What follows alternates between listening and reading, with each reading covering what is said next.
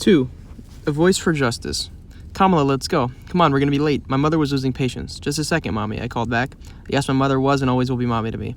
We were on our way to campaign headquarters where volunteers were gathering. My mother often took charge of the volunteer operation, and she didn't dilly-dally. Everyone knew that when Shyamala spoke, you listened. We drove from my apartment near Market Street past the wealth and attractions of San Francisco's downtown to a predominantly black neighborhood in the southeast part of town known as Bayview, Hunters Point. The Bayview had been home to the Hunters Point Naval Shipyard, which helped to build America's fighting fleet in the mid-20th century. In the 1940s, the prospect of good jobs and affordable housing around the shipyard lured thousands of black Americans who were seeking opportunity and relief from the pain and injustice of segregation. These workers bent the steel and welded the plates that helped our nation win the Second World War. But like too many similar neighborhoods in America, the Bayview had been left behind in the post-war era. When the shipyard closed, nothing came to take its place. Beautiful old houses were boarded up. Toxic waste polluted the soil. Water and air, drugs and violence poisoned the streets, and poverty of the worst kind settled in for the long haul.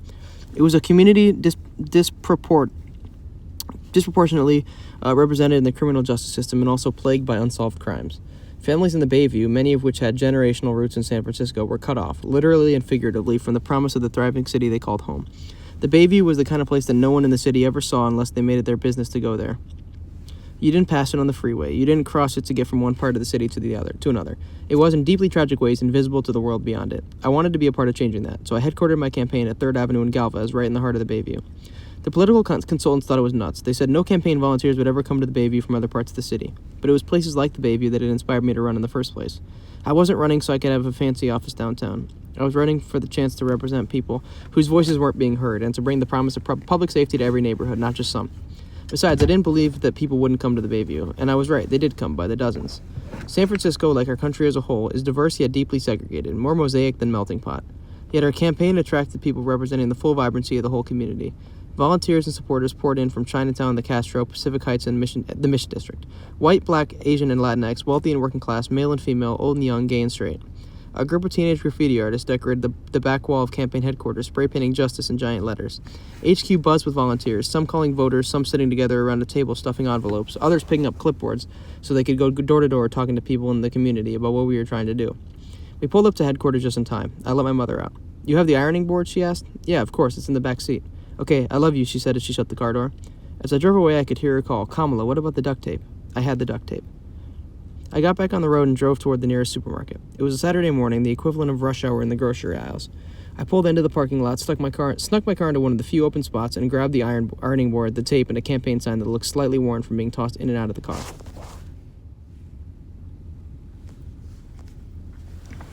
If you think running for office sounds glamorous, I wish you could have seen me striding through the parking lot with an ironing board under my arm.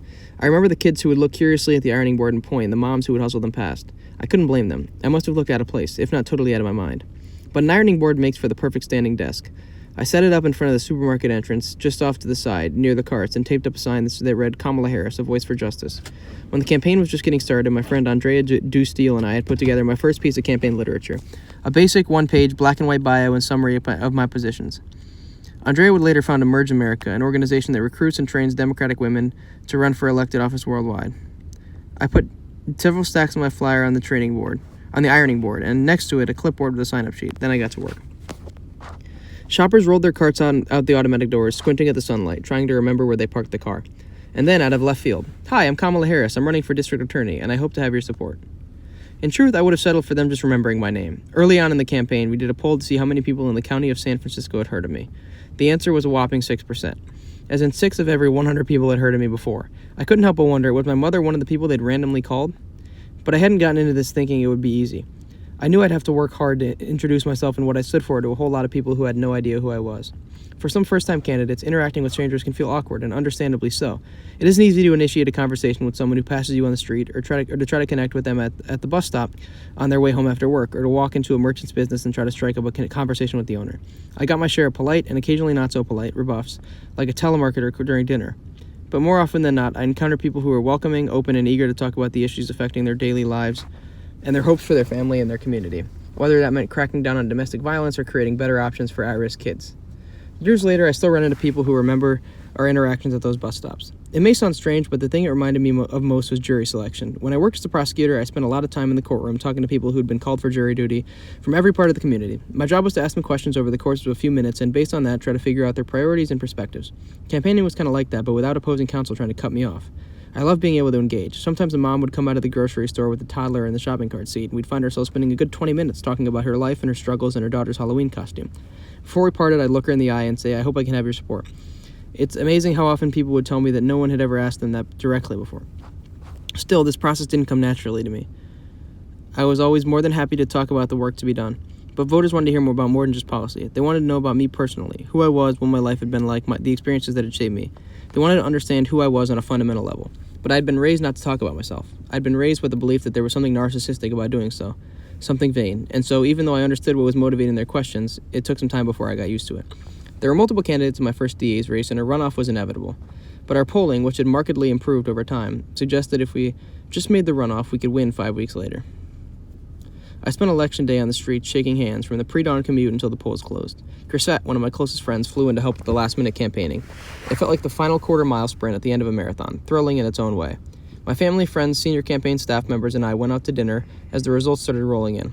My campaign manager, Jim Stearns, was at the elections office watching the count and calling in the numbers. Over the course of the meal, my dear friend Mark Leno, who was then a member of the California State Assembly, kept track of the counts along with Maya, my campaign consultant Jim Rivaldo, and my friend Matthew Rothschild.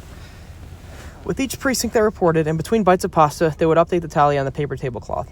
Modern campaigns rely on big data, analytics, and sophisticated voter turnout models. But in my experience, I've found that a friend, a pen, and a bowl of spaghetti are just as effective.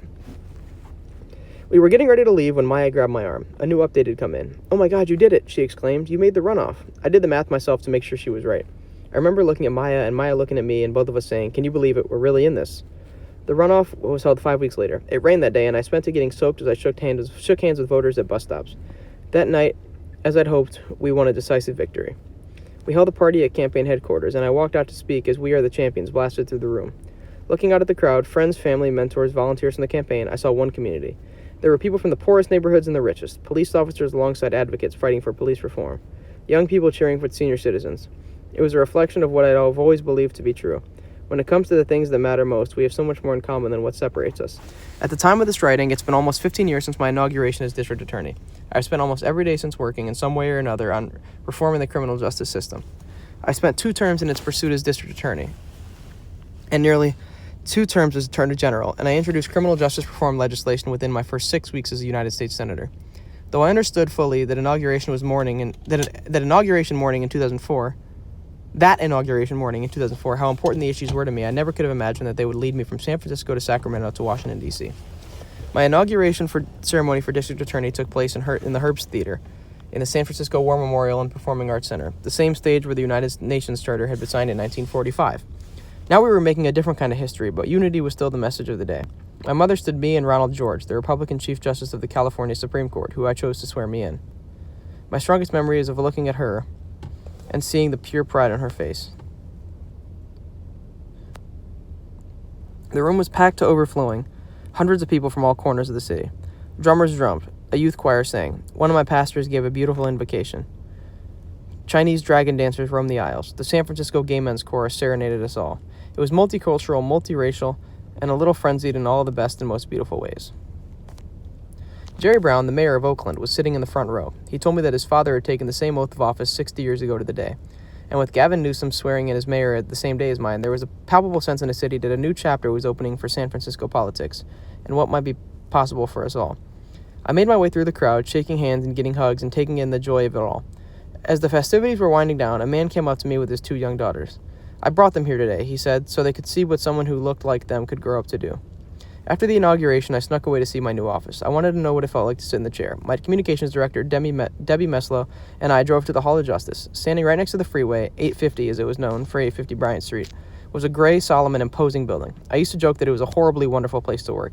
In addition to the district attorney's office, the building housed the police department, the criminal courts, the city's tow office, the county jail, and the city coroner's office. There was no doubt this was a place where people's lives were changed, sometimes forever. Oh wow, I surveyed my office, or more accurately, I looked around the empty room. It had been stripped of almost everything as part of the transition. A metal cabinet sat against one wall with a 1980s Wang computer on top of it. Mind you, it was 2004. No wonder the office hadn't gotten an email yet. A plastic-lined waste basket stood in the corner, a few loose wires stuck out of the floor. Out the window of my new office, I could see a row of bail bonds, businesses. A daily reminder of the ways in which the criminal justice system is more punishing to the poor. There was no desk in the office, just a chair where the desk had been. But that was okay. It was the chair I had come for. I took my seat. Now it was quiet. And for the first time since the day began, I was alone with my thoughts, taking it all in, contemplating the surreal. I had run because I knew I could do the job, and I believed I could do it better than it had been done. Still, I knew I represented something much bigger than my own experience. At the time, there weren't many district attorneys who looked like me or had my background. There still aren't. A report in 2015 found that 95% of our country's elected prosecutors were white, and 79% were white men. No part of me would more fully inform my perspective than the decade I had spent on the front lines of the criminal justice system as a line prosecutor. I knew it backward and forward, for what it was, for what it wasn't, and for what it could be. The courthouse was supposed to be the epicenter of justice, but it was often a great epicenter of injustice. I knew both to be true. I had been around the courtroom long enough to see victims of violence show up years later as perpetrators of violence. I worked with children who had grown up in neighborhoods so crime-ridden that they had rates of PTSD as high as those growing up in war zones. I had worked with kids in foster care who changed homes 6 times before turning 18. I had seen them run away from one bad circumstance into another, only to get caught in the gears of the system with no prospect for breaking free. I had seen children marked for a bleak future solely because of the circumstances of their birth and the zip codes in which they lived. As Deputy DA, my job had been to hold violators of the law accountable, but didn't the system owe them and their communities some accountability too? What the system doled out instead was an era of mass incarceration that has further devastated already disadvantaged communities. The United States puts more people in prison than any country in the world. All told, we had more than 2.1 million people locked up in state and federal prisons in 2018. To put that in perspective, there are 15 American states that have smaller populations than that. The war on drugs pulled a lot of people into the system. It turned the criminal justice system into an assembly line. I saw it up close. Early in my career, I was assigned to a part of the Alameda County DA's office known as the Bridge, where lawyers in small offices would handle drug cases by the hundreds. There were bad actors in the piles, to be sure, plenty of dealers selling to kids or forcing kids to sell for them. But too many case files told a different story. A man arrested for simple possession of a few rocks of crack. A woman arrested for being under the influence while sitting on her stoop. Seriously, thinking about just going and sleeping in ponds, but I might as well just get home. The cases were as easy to prove as they were tragic to charge. In the rush to clean up the streets, we were criminalizing a public health crisis. And without a focus on treatment and prevention, the crack epidemic spread like a deadly virus, burning through city after city until it had stolen a generation of people. As I sat alone in my new office, I recalled the time as a young professor when I overheard some of my colleagues in the hallway. "Should we add the gang enhancement?" one of them said. "Can we show how he was in a gang? Can we show he was in a gang?" the other said. "Come on, you saw what he was wearing. You saw which corner they picked him up on. Guy's got the tape of that rapper. What's his name?" I stepped out in the hallway. "Hey guys, just so you know, I have family that lives in that neighborhood. I've got friends who dress in that style. And I've got a tape of that rapper in my car right now."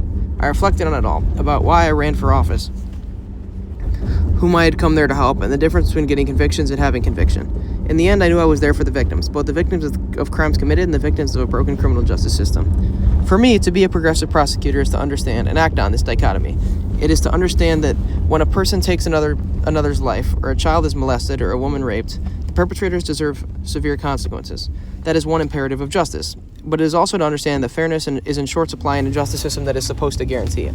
The job of a progressive prosecutor is to look out for the overlooked, to speak up for those whose voices aren't being heard, to see and address the causes of crime, not just their consequences, and to shine a light on the inequality and unfairness that lead to injustice. It is to recognize that not everyone needs punishment, that what many need, quite plainly, is help. There was a knock at the door. It was Debbie. "You ready?" she asked, smiling. "I'll be there in a second," I told her. I breathed in the silence for another moment. Then I pulled a pen and a yellow notepad from my briefcase and started to make a list. I had just sat down at my desk when my administrative assistant came in. "Boss, there's another mom out here." "Thanks, I'll be right out." I walked down the hallway to the lobby to greet her. I'd been on the job only a few weeks, but it was not the first time I'd taken this walk. This was not the first time a woman had shown up and said, "I want to speak to Kamala. I will only speak to Kamala." I knew exactly why she was there. She was the mother of a murdered child. The woman nearly collapsed in my arms. Her devastation was visceral. She was grieving and exhausted, and yet her being there at all was a testament to her strength. She was there for her baby, the baby she lost, a young man killed by gunfire in the streets. It had been months since her son's death, and yet the killer still walked free. The case was one of the more than 70 unsolved homicides languishing in the San Francisco Police Department when I took office.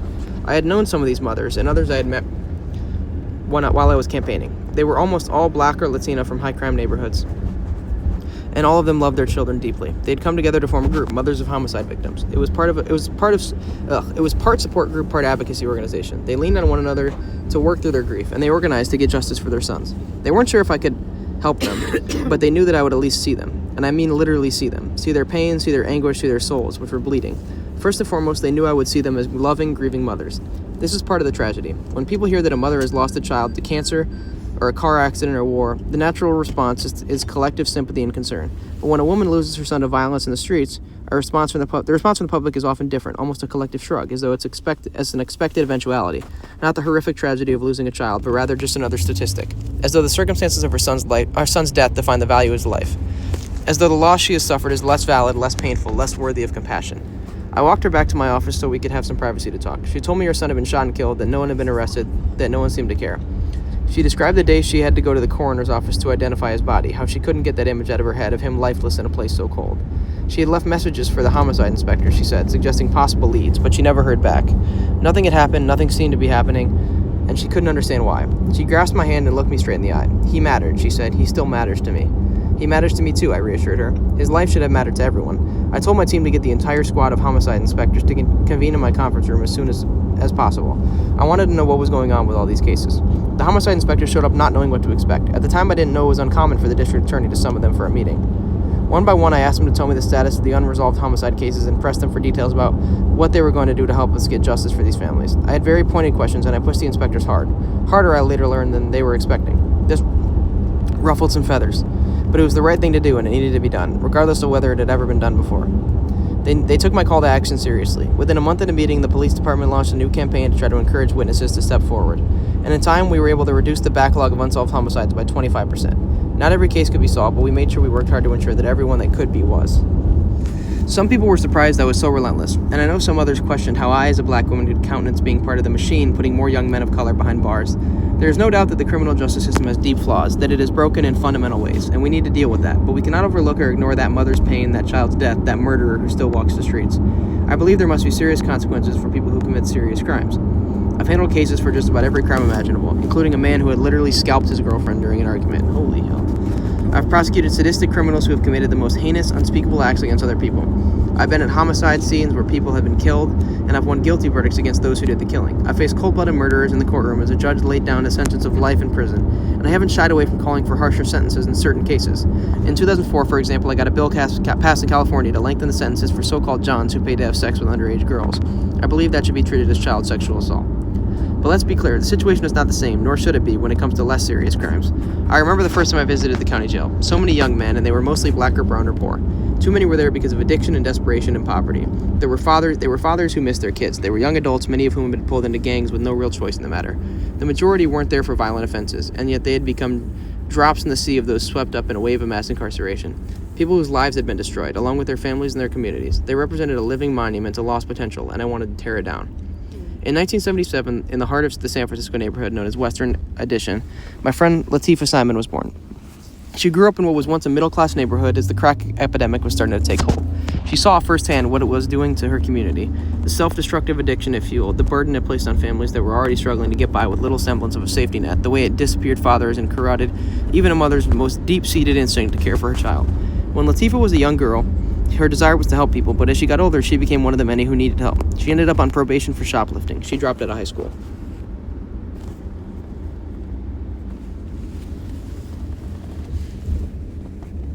But then someone intervened. Latifah was a teenager working 8 hours a day at Taco Bell when an outreach worker told her about an opportunity. There was an organization in San Francisco, the Center for Young Women's Development, that provided social services, including job training, to girls and young women who were on the streets or in trouble.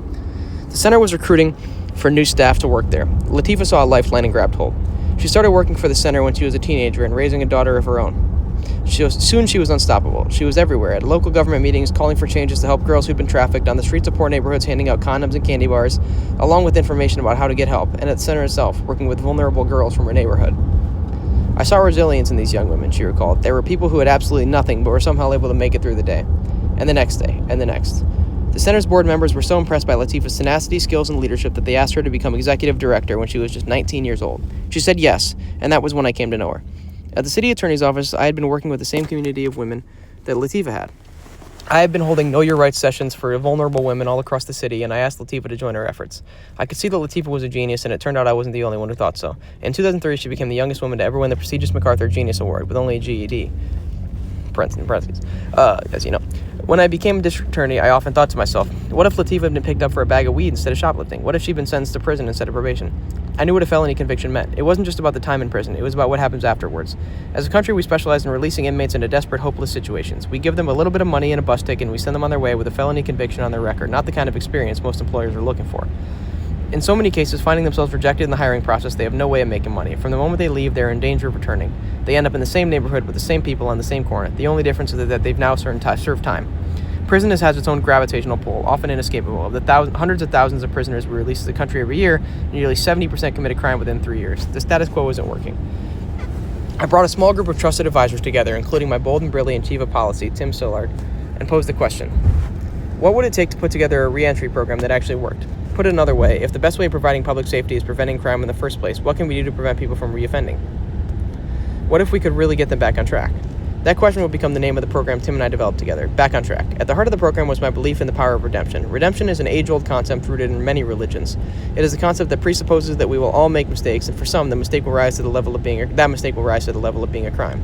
Yes, there must be consequences and accountability, but after that debt to society has been paid, is it not the sign of a civil society that we allow people to earn their way back? There was tremendous pushback at first. At the time, criminal justice policy was still trending toward things like harsher sentences or militarizing the police. The guiding belief among many was that the criminal justice system wasn't punitive enough. More than a decade later, that attitude has thankfully evolved, opening up space for a more balanced approach. Re-entry programs like Back on Track are now part of the mainstream conversation. But in those days, I faced intensive backlash, including from people I worked with on a regular basis. They saw a prosecutor's job as putting people in prison, not focusing on what happens to them when they get out. That was someone else's problem. I was accused of wasting precious time and resources. People would say to me, you should be locking them up instead of letting them out. But we persevered. It was one of the things I valued about running the office. In the end, it was up to me whether we were going to pursue the initiative. I would hear on my critics, but I wouldn't be constrained by them. I wanted to make a difference. I wanted to prove it could be done. So Tim and I got to work. We wanted to create opportunities by running participants through a rigorous program that I often compared to boot camp. It would include job training, GED courses, community service, parenting and financial literacy classes, as well as drug testing and therapy. The DA's office led the charge, but we recruited a range of critical partners, from Goodwill Industries, which oversaw community service and employment training, to the San Francisco Chamber of Commerce and its member companies, which helped find jobs for program participants, to local trade unions, which provided valuable apprenticeship opportunities. Though compassionate in its approach, Back on Track was intense by design. This was not a social welfare program. It was a law enforcement program.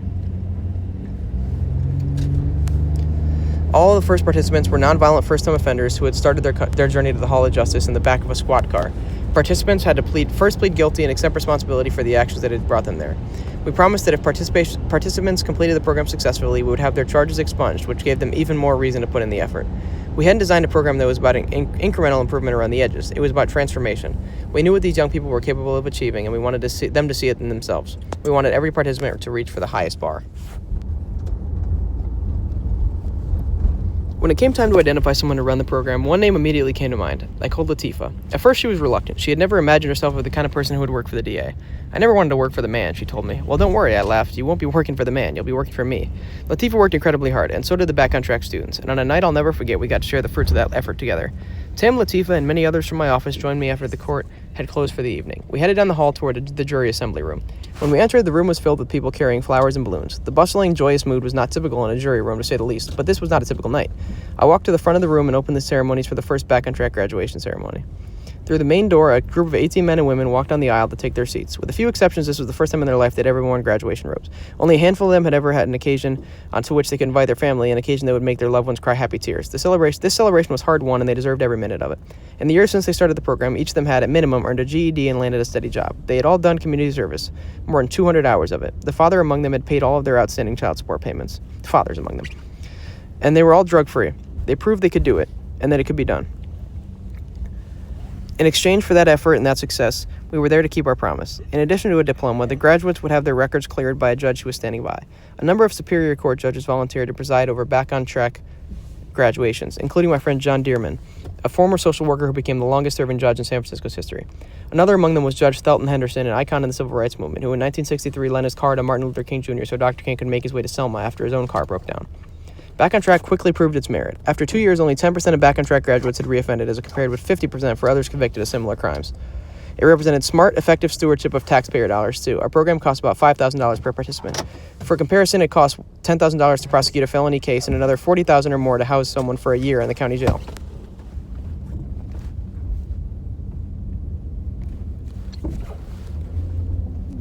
Local officials don't have the ability to make national policy. They have no authority beyond their jurisdiction, but when they land on good ideas, even on a small scale, they can create examples that others can replicate. That was a key goal of ours in creating Back on Track. We wanted to show leaders at every level of government and every state in the union that a re-entry initiative could work and was worth trying. So we were especially gratified when the Obama Justice Department adopted Back on Track as a model program. When I later ran for Attorney General, I did so in no small part to take the program statewide, and that's exactly what we did, working in partnership with the LA County Sheriff's Department to create Back on Track Los Angeles BOTLA and the largest county jail system in California. I remember one day I went out to visit a group of program participants with two of my special assistant attorneys general, Jeff Tsai and Daniel Suver. When we arrived, we were told that the men had created a musical group and they wanted to perform a song they'd written for me. That's great. What do they call themselves? I asked. The answer made me smile. Contraband. They were a wonderful sight. There was an older man in a yarmulke, a skinny guy doing his best Michael Jackson imitation, a guitarist who was definitely influenced by Santana, and a keyboardist who was channeling the Eagles. It turned out the song was called Back on Track. The chorus was, "I'm back on track and I'm not going back." They were really getting into it, having so much fun, all of them looking so proud. We all clapped and cheered. I was laughing, but I found myself tearing up too. I was so touched by their sincerity, which I hoped others could see in them. There was such beauty in the supposed impossibility of it all. Whenever we held a Back on Track graduation during my time as DA, we'd make sure that current program participants were there to see what their future could hold. And whenever I spoke at those ceremonies, I'd tell the graduates what I knew to be true, that the program depended a lot more on them than on us. This accomplishment was theirs, and I wanted to make sure they knew it. But I wanted them to know that it was also bigger than themselves. People are watching you, I'd tell them. They're watching you, and when they see your success, they'll think, maybe we can duplicate that. Maybe we should try it back home. You should feel inspired by that, by knowing that your individual success here will someday create an opportunity for someone you've never met before in some other part of the country. When I first started as DA and I took out that notepad and made a to-do list, there was a lot I wanted to get done, a lot that needed to get done. I wanted to make sure I accounted for all of it. I even included paint the walls. I was serious, too. I've always believed there's no problem too small to fix. I know it may sound trivial, but people were working in offices that hadn't been painted in years. Not only was it a metaphor for the atrophy that had spread across the department, it was just plain depressing. The staff was demoralized, they felt undervalued, disempowered, and beaten down. Painting the walls was a tangible way to signal that I noticed and that things were going to change. I sent the staff a survey asking what they needed most to make the job better. One of the most common requests for new photocopiers. It turned out that lawyers were spending hours pleading with an ancient machine and trying in vain to clear troublesome paper jams. So I ordered new copiers right away, and we celebrated more than you might expect when they arrived. These were simple things, but the larger goal was restoring professionalism as the highest value. I knew that there was a direct link between professionalizing the operation and making sure it delivered justice. People needed to be at the top of their game. I was leading a DA's office with a former culture that pitted people against one another. I wanted to turn that on its head and make sure we worked as a team. Every Monday afternoon, I'd have all the felony trial lawyers come to the library and present their cases and the verdicts from the previous week to a room full of their colleagues. When it was your turn, you'd stand up and talk about the legal issues of your case, how the defense was presented, how the judge had responded, and any issues you had with the witnesses, and so on. At the end, I always led the applause, no matter the outcome of the case. It wasn't so much about winning or losing. It was about applauding the professionalism of the performance.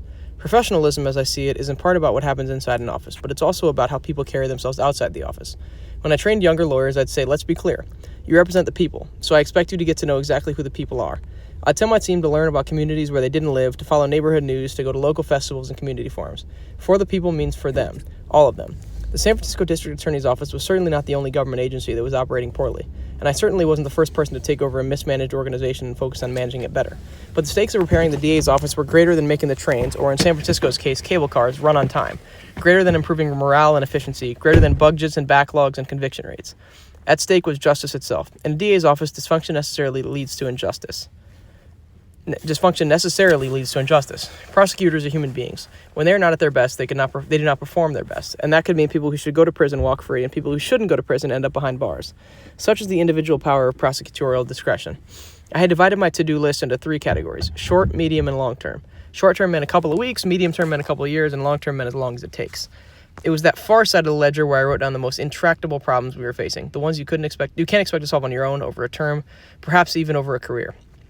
That's where the most important work is. That's where you take the bigger view, not of the political moment, but of the historical one.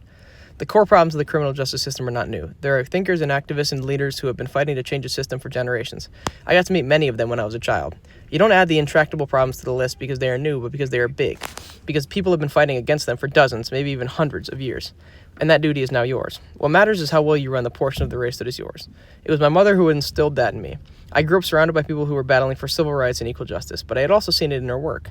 My mother was a breast cancer researcher. Like her colleagues, she dreamed of the day we'd find a cure. But she wasn't fixated on that distant dream. She focused on the work right in front of her. The work that would move us closer day by day, year by year, until we crossed the finish line. Focus on what's in front of you and the rest will follow, she would say.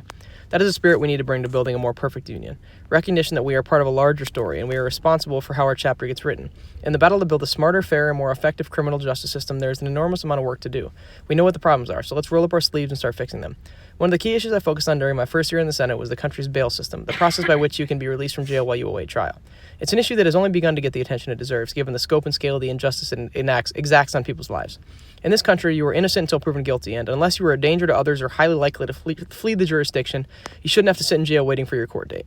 This is the basic premise of due process. You get to hold on to your liberty unless and until a jury convicts you and a judge sentences you. It's why the Bill of Rights explicitly prohibits excessive bail. That's what justice is supposed to look like. What it should not look like is the system we have in America today. The median bail in the United States is $10,000.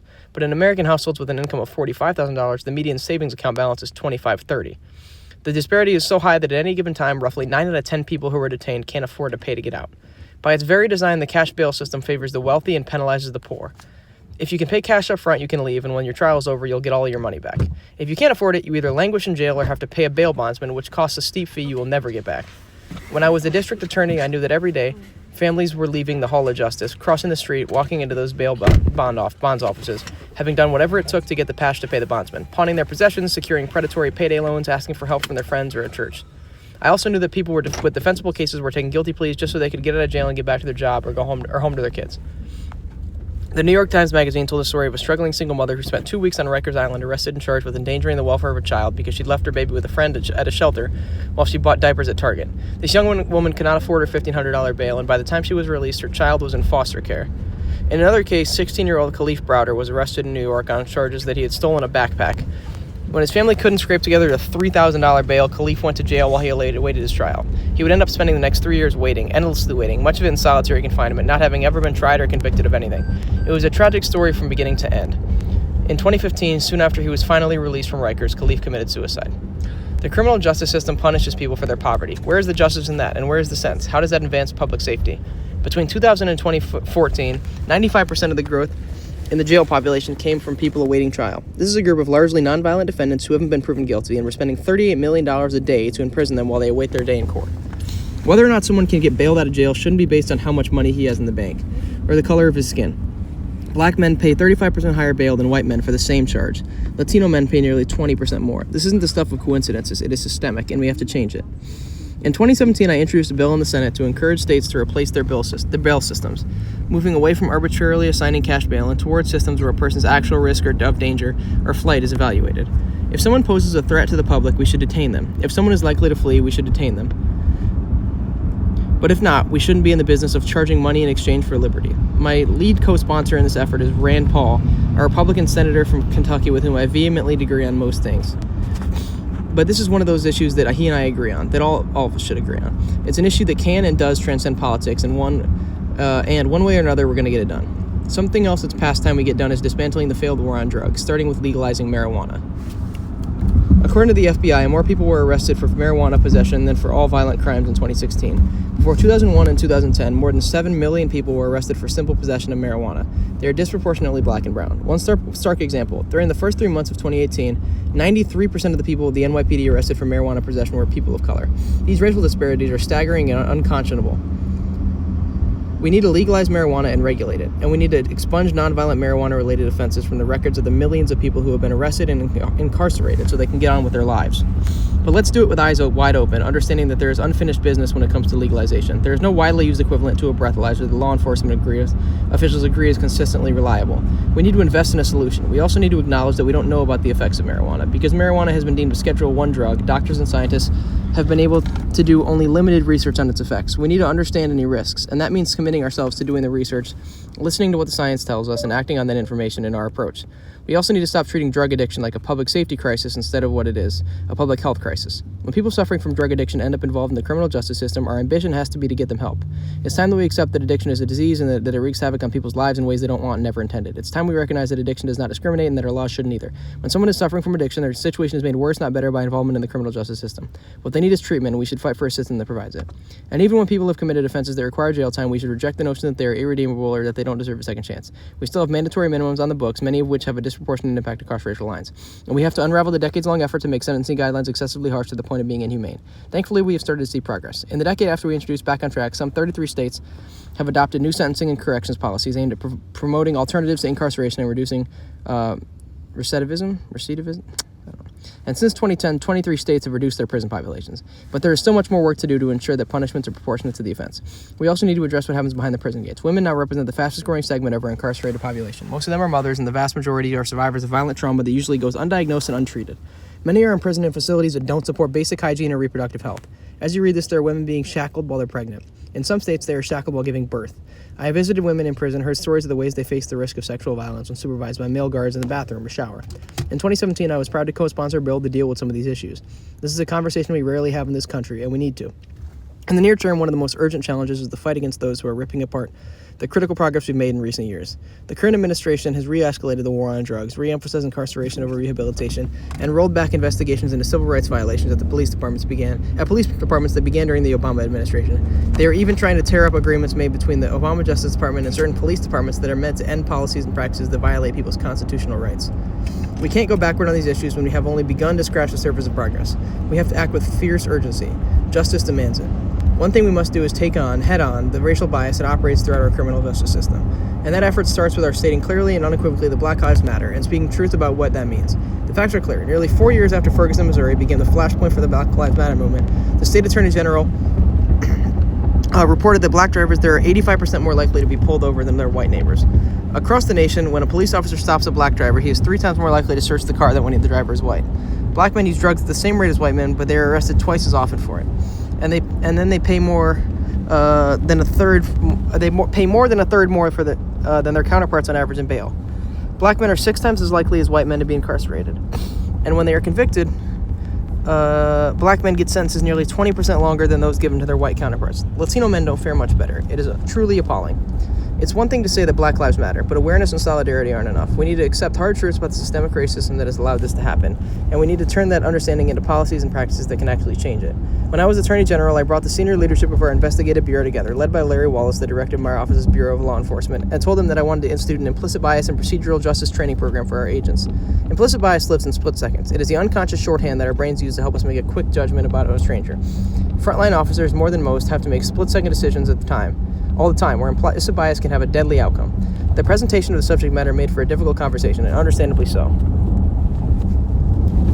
These senior leaders had dedicated their lives and taken an oath to law enforcement. It wasn't easy to have to reckon with the idea that the men and women of their bureau carry bias with them, that it affects the community, and that they need to be trained to deal with it. But it was an honest conversation, and in the end, the leadership not only agreed it was important, but they also agreed to help create, shape, and lead the training while advocating for its necessity up and down the chain. Larry and my special assistant attorney general, Susie Loftus, then worked to develop a curriculum that could be adopted by police academies and offered to law enforcement agencies statewide. We partnered with the Oakland and Stockton Police Departments and the California Partnership for Safe Communities to create the training program and brought in Professor Jennifer Eberhardt from Stanford University to evaluate its effectiveness. It became the first statewide implicit bias and procedural justice course offered anywhere in the country.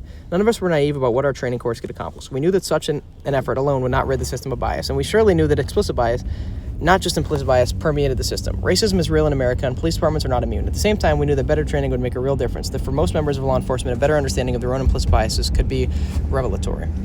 We knew that the hard conversations involved in the training course were the kind that stayed with a person, the kind of thing that they'd take with them to the streets. We need to speak another truth. Police brutality occurs in America, and we have to root it out wherever we find it. With the advent of the smartphone, which was what was well known only to certain communities, is now being seen by the world. People can no longer pretend it isn't happening. It cannot be ignored or denied when we see video of Walter Scott unarmed shot in the back as he ran from an officer. We cannot ignore the horrified cries of Philando Castile's girlfriend after he was shot 7 times by a police officer while reaching for his driver's license, all with her 4-year-old daughter in the back seat. "It's okay, Mommy, it's okay. I'm right here with you," the little girl said in a heartbreaking attempt to comfort. We cannot forget Eric Garner's desperate words, "I can't breathe," as a police officer strangled him to death during an arrest for selling cigarettes. And we must remember that tragedies like these occur over and over again, most of them unfilmed and unseen. If people fear murder and beatings and harassment from the police who patrol their streets, can we really say that we live in a free society? And what does it say about our standards of justice when police officers are so rarely held accountable for these incidents? The Minnesota officer who shot Philando Castile was tried for second-degree manslaughter, but he was acquitted. In Ohio, a police officer climbed onto the hood of a car after a car chase and fired 49 times at its occupants, Timothy Russell and Melissa Williams, both of of whom were unarmed. The officer was charged and acquitted. In Pennsylvania, a police officer shot an unarmed driver in the back while he lay face down in the snow, but he too was acquitted of murder. If there aren't serious consequences for police brutality in our justice system, what kind of message does that send to police officers? And what kind of message does it send to the community? Public safety depends on public trust. It depends on people believing they will be treated fairly and transparently. It depends on a justice system that is steeped in the notions of objectivity and impartiality. It depends on the basic decency of our constitutional demand. It depends on the basic decency our Constitution demands. But when black and brown people are more likely to be stopped, arrested, and convicted than their white counterparts, when police departments are outfitted like military regiments, when egregious use of deadly force is not met with consequence, is it any wonder that the very credibility of these public institutions is on the line? I say this as someone who has spent most of my career working with law enforcement. I say this as someone who has a great deal of respect for police officers. I know that most police officers deserve to be proud of their public service and commended for the way they do their jobs. I know how difficult and dangerous the job is day in and day out, and I know how hard it is for the officers' families who have to wonder if the person they love will be coming home at the end of each shift. I know I've been to too many friends of officers killed in the line, funerals of officers killed in the line of duty. But I also know this. It is a false choice to suggest that you must either be for the police or for police accountability. I am for both. Most people I know are for both. Let's speak some truth about that too. Make no mistake, we need to take on this in every aspect of our broken criminal justice system. We need to change our laws and our standards, and we need to elect people who are making their mission to do so. So let's recruit more progressives into prosecutors' offices where many of the biggest problems and best solutions start. Prosecutors are among the most powerful actors in our system of justice. They have the power to prioritize what they work on. They can choose to focus their time and attention on anything from corporate and consumer fraudsters to sexual predators. They have the power to put criminals behind bars, but they also have the discretion to dismiss cases where police use excessive force or conducted a search and seizure without probable cause. We need people who come from all walks of life and different backgrounds and experiences to sit at the table and wield that kind of power. We also need to keep the pressure on from the outside, where organizations and individuals can create meaningful change. When I was Attorney General, I made sure ours was the first state law enforcement agency to require body cameras for its agents. I did it because it was the right thing to do, but I was able to do it because the Black Lives Matter movement had created intense pressure. By forcing these issues onto the national agenda, the movement created an environment on the outside that helped give me the space to get it done on the inside. That's often how change happens, and I credit the movement for those reforms just as much as anyone in my office, including me. Engaging in the fight for civil rights and social justice is not for the faint of heart. It is as difficult as it is important, and the wins may never taste as sweet as the losses taste sour. But count yourself as part of the lineage of those who refuse to relent. And when we're feeling frustrated and discouraged by the obstacles in front of us, let's channel the words of Constance Baker Motley. One of my inspirations is the first Black American woman appointed to the federal judiciary. Lack of encouragement never deterred me, she wrote. In fact, I think the effect was just the opposite. I was the kind of person who would not be put down.